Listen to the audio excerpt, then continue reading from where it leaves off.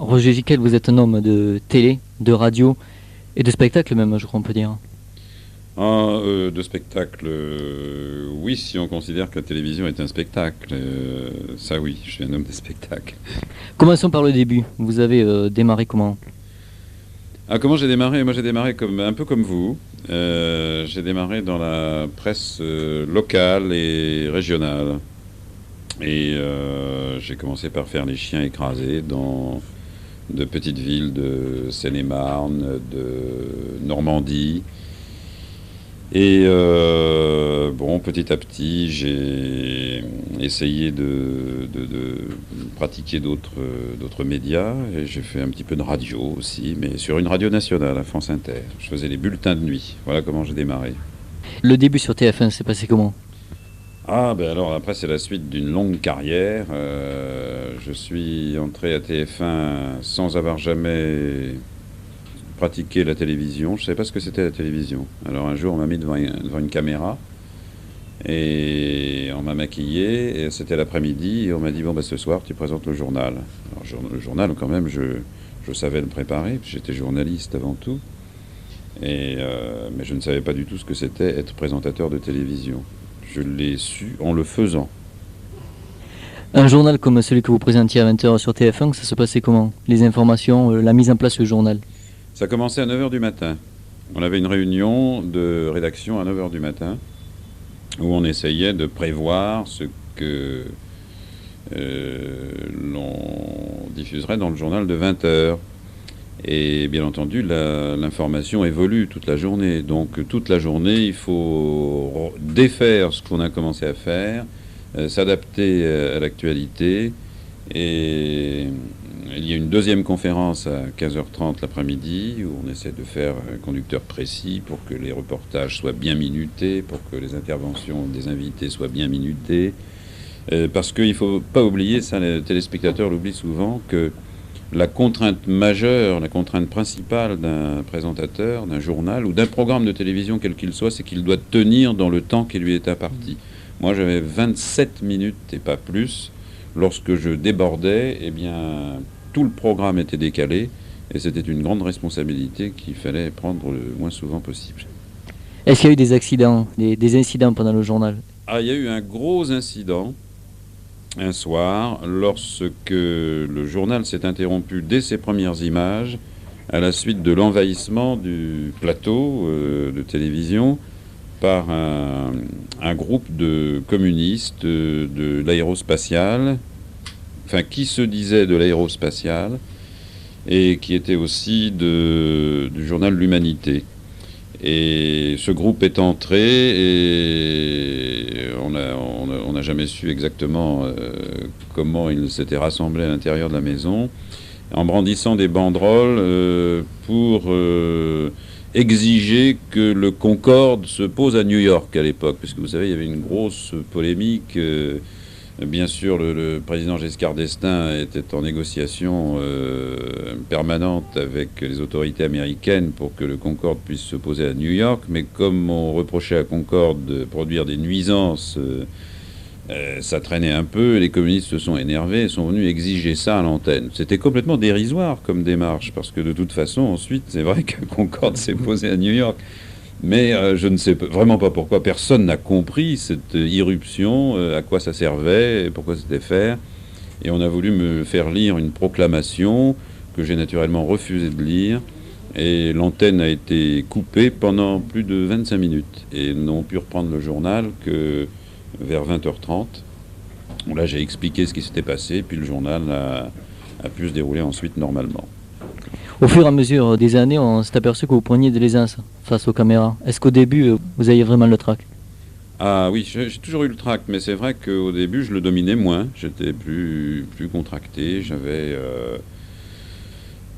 bien sûr, comme tout professionnel, la peur de mal faire. Et la peur de mal faire provoque cet aspect un peu crispé dont je n'ai pu me débarrasser qu'après quelques mois de pratique. Le passage des années 70 aux années 80, ça s'est fait comment?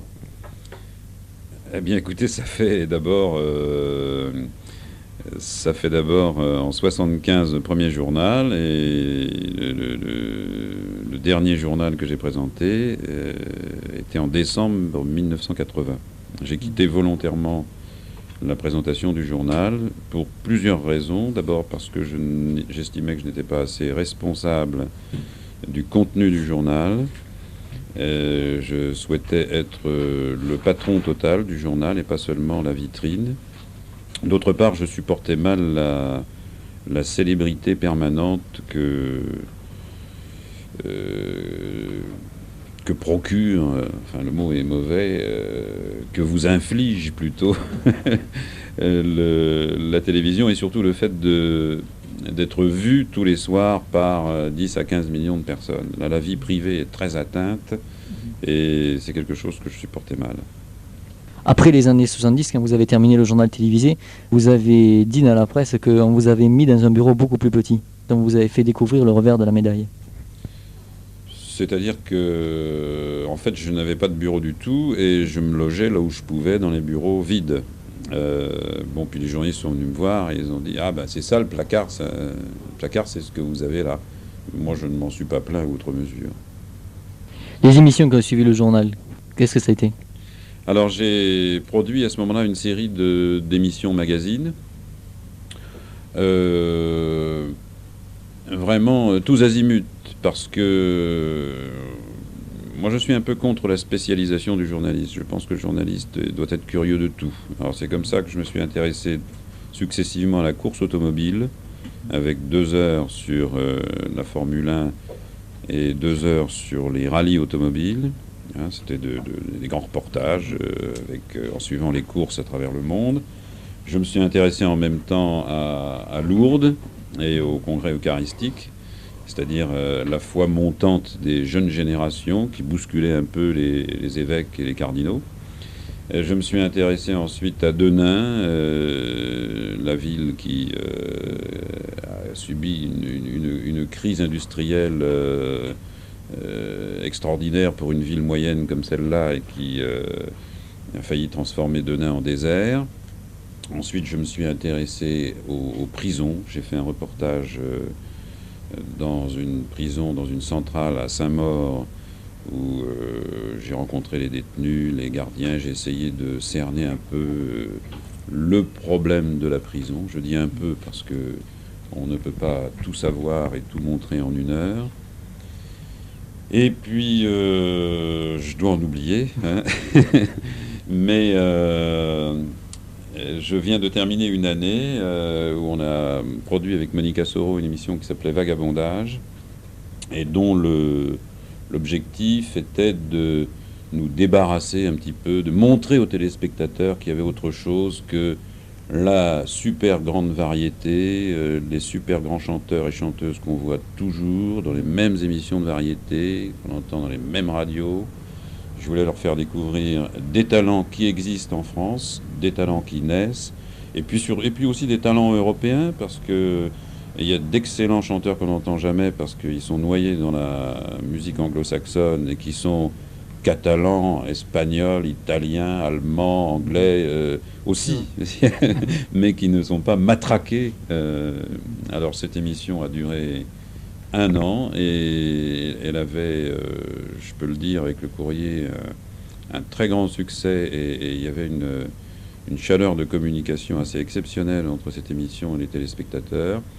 Malheureusement, par une décision que je n'ai pas du tout compris et que les téléspectateurs n'ont pas compris non plus puisque leur courrier l'atteste, cette émission a été supprimée, purement et simplement. Le créneau de cette émission, vous le voyez comment ?